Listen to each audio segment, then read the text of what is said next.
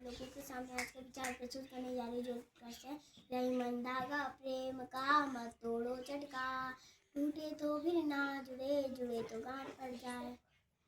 अर्थ भी आता तुझे उसका अर्थ बता दो, क्या सही है इसका, इस दोहे का। रहीम दास जी ने इस दोहे में कहा है कि हमको क्या नहीं करना चाहिए, लड़ाई झगड़ा नहीं करना चाहिए। एक बार अगर लड़ाई झगड़ा हो गया तो हमेशा के लिए जो है मन में एक जो है गांठ जैसी पड़ जाती है कि इसके साथ मेरा क्या हुआ था, अनबन हुई थी, लड़ाई हुई थी, झगड़ा हुआ था। इसलिए हमको जो है ना झगड़ा नहीं करना चाहिए, लड़ाई नहीं करना चाहिए। रहीमन धागा प्रेम का मत तोड़ो चटकाए, टूटे फिर तो ना जुड़े, जुड़े जुड़े गांठ पड़ जाए।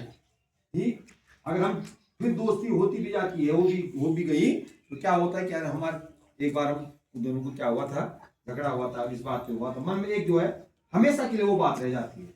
इसलिए हमको हमेशा प्यार प्रेम से रहना चाहिए। उस श्लोक में जो कहा गया है, कर्मण्ये बाधिकारस्ते मां फलेषु कदाचन मां कर्म फल हेतुर्भु माते संगोष्ठ कर्मणि।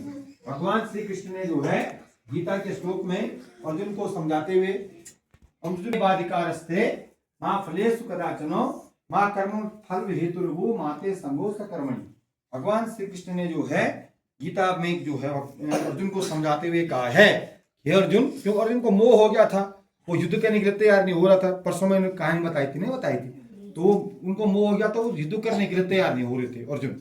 तो भगवान श्री कृष्ण को समझाते हैं, उनको अपना विराट रूप दिखाते हैं, देख मैं कौन हूं और ये सारी पृथ्वी तो मेरे में ही समा जाती है, कोई किसी का नहीं, आत्मा अजर और अमर है, कोई कभी मरता नहीं है, कोई क्या नहीं होता है, मरता नहीं है, आत्मा अजर और अमर है।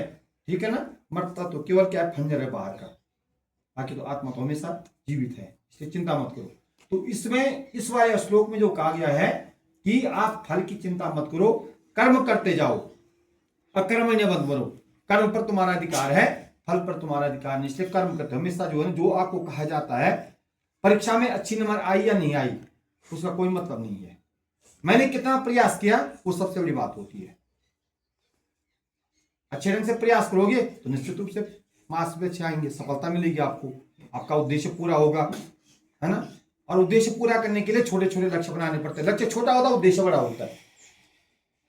लक्ष्य क्या होता है, छोटा होता है, उद्देश्य क्या होता है, बड़ा होता है ना। छोटे छोटे लक्ष्य बनाए हो, उससे क्या होता है, एक बड़े उद्देश्य की क्या होगी, पूर्ति प्राप्ति होगी। तो अभी आपका जो छोटा छोटा लक्ष्य है, मैंने कक्षा 1 पास करना है, तो कक्षा 2 पास करना है, कक्षा 3 पास, कक्षा 4 पास, ये छोटे लक्ष्य हैं आपके। और मैंने आज इतना यहाँ से याद इसको याद करना है, गुरुजी ने मुझको ये पढ़ने के लिए दिया है, मैं इसको याद करके ले जाऊंगा स्कूल में, तो वही तो लक्ष्य है तुम्हारा। तुम्हारे कर्म का मतलब क्या है, तुमको जो कुछ स्कूल में बताया गया है उसको जो है अक्षर से उसका पालन करना। जो पाठ स्कूल में पढ़ाया जाता है उसको दोबारा घर में रिपीट करो, जो समझ में नहीं आया उसको स्कूल में आकर के पूछो, सर हमारी समझ में ये बात नहीं आई। अकर्मण्य नहीं बनना है, माने बस्ता जो है स्कूल से छुट्टी होने के बाद बस्ता कहाँ नहीं जाना चाहिए, एक जगह पर नहीं फेंकना है, और अपने आप कहाँ मत आओ, सड़क में मत आओ। एक बार जाओ, हाथ मुंह धुलो ढंग से, कपड़े उतारो, हाथ मुंह धुल करके उसके बाद क्या करो, थोड़ा 5-10 मिनट चाय पानी पियो, घर में चाय जरूर पी लो, कोई दिक्कत नहीं है ना, ग्रीन टी पियो। और उसके बाद थोड़ा जो है ताजगी आ जाती है, उसके बाद अपना होमवर्क करो, शाम को पढ़ाई करनी, जो पाठ स्कूल में पढ़ाया था उसको दोबारा करो। अकर्मण्य बनेंगे तो कुछ भी नहीं होने वाला है। तो भगवान श्री कृष्ण का अकर्मण्य मत बनो, कर्म करो लेकिन फल की इच्छा मत करो, ये उस दोहे का श्लोक का अर्थ है। नीचे लिखा हुआ है, कल हमने बताया था कि महाभारत का पूरा नाम जय संहिता है और उसमें 8,800 श्लोक थे। आज हमने इसमें लिखा हुआ है कि महाभारत अब वर्तमान में जो महाभारत है उसमें 1,10,000 श्लोक है, 1,10,000 श्लोक है। ठीक है, मूल महाभारत में 8,800 श्लोक है। ठीक है, महाभारत को जो है विश्व का सबसे बड़ा महाकाव्य है, और रामायण आदि काव्य के नाम से जाना जाता है, और महाभारत सबसे बड़े काव्य के नाम से जाना जाता है।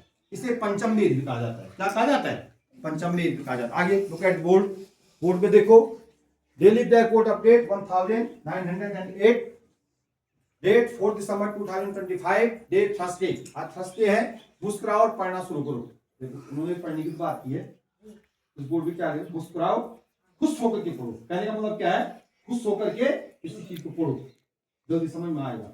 अब गुस्से में गुरु जी बोली किताब पढ़, वो समझ नहीं आएगा, वही तो है ना, मैंने खुश होकर किताब पढ़ो।